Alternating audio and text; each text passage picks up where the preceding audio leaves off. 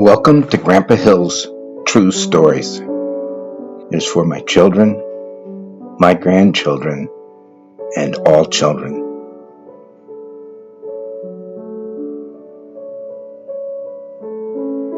This is a faith and family story, and it is one of the ones that is about a decision that Mary and I made that really made our life.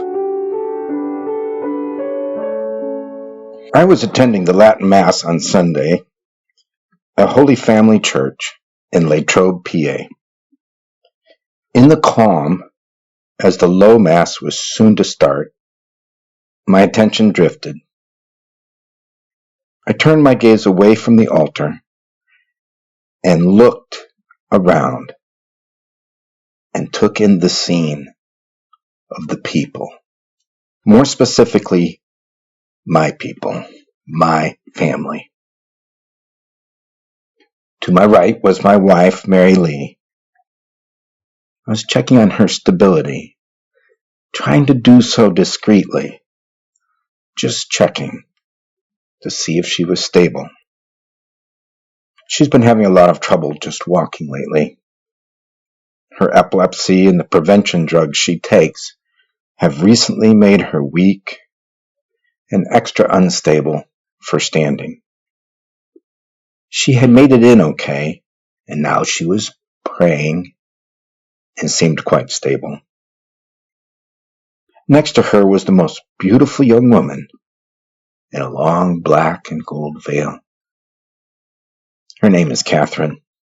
She was with child and glowing.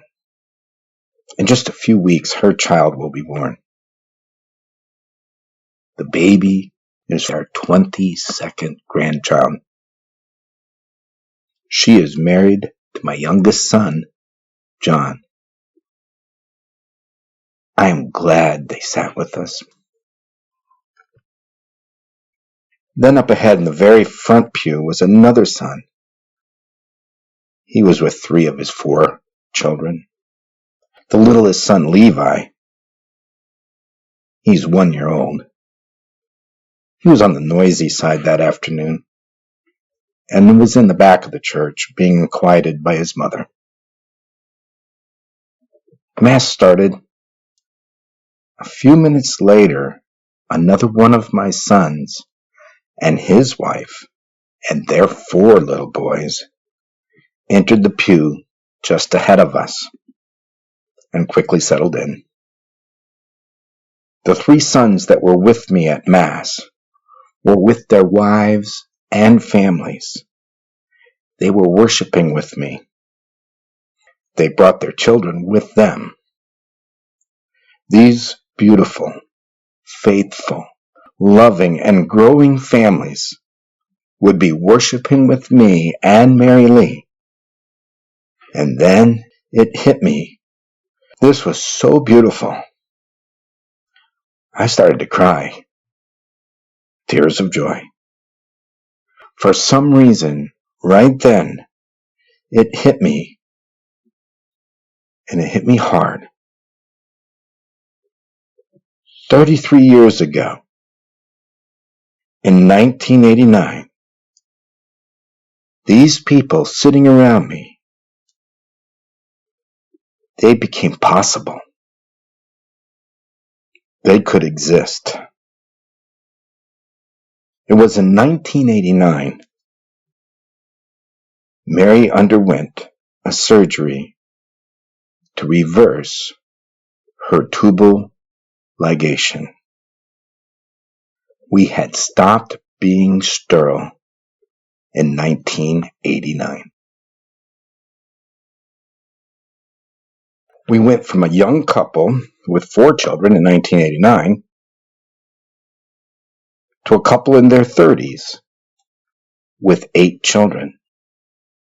And then those children grew. We homeschooled them. We passed on our faith to them. And here they were, scattered around us, growing in holiness together with us. By now the tears began to stream. They stung, and I prayed. After the reversal, there were 4 children. 3 were with us with their families, right there. The 4th is Sister Margaret. She is a Capuchin sister in the Scranton Diocese. I always knew we did the right thing with the reversal and had done the wrong thing with the tubal ligation. Right then, I knelt. I thanked my Savior for this blessing. As I said, it was overwhelming. It was a moment of feeling God's glory around me. Mary and I had said yes, and we were so rewarded. What was happening at Mass was overwhelming me. Here they are with me, growing, futures, another generation. I love them. They love me. They are a gift. I love them, and they bring me joy. They are so important to me. They are so important to each other and to their families and their community. They do think well. They laugh, and they live.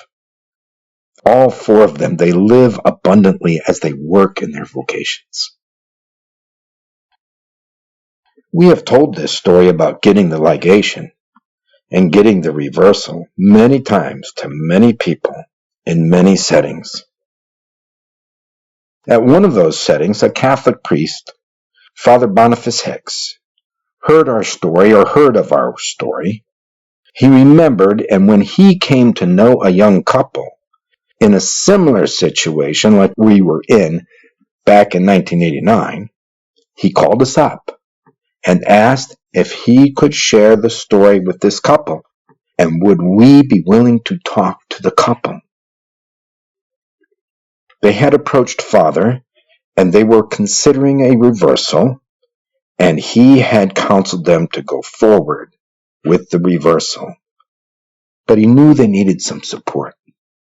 When Father asked if we would be willing to share our story with the couple, and could he give them our number? Well, yes. Oh, yes. Would we ever want to talk to them? As we started communicating with the couple, most of the sharing and discussing was done by Mary Lee with the mom. The couple did have a child, and they were sterile, and they were going through the process of getting a tubal reversal. The couple lived in State College over 2 hours away, and Mary and the mom would often talk for more than an hour. Over the next months, there were several such calls. They were usually very quiet calls and very private calls. Eventually, we went to State College and met in person at their apartment. They did get the reversal. They did open the womb. They did have children. We know we helped them, maybe gave them some courage and some details that made it easier. And we were giving emotional and some technical support. We were loving them in much the same way that Father Boniface was loving them. So this brings me up to right now. Back then, no podcasts. No way other than in small groups and one-on-one could we ever tell our story. Tell about our joys. Tell about how good we felt. Tell about how blessed we were. And offer ourselves to anyone who wants to know, who has questions, who is just starting on their own decisions in this area of their life. Our view is that God participates in creation. We have free will. We are so glad we chose life. When we chose life, we received. We received 4 more children and 3 miscarried children. 3 of those 4 children were there with me at Mass. 3 wives to join our family, and 9 grandchildren so far with those 3 families. So much joy over so many years, and it just kind of piled up and hit me in that moment. They are here, they exist, and they are so very good. Until the next Grandpa Hill's True Story, Shalom.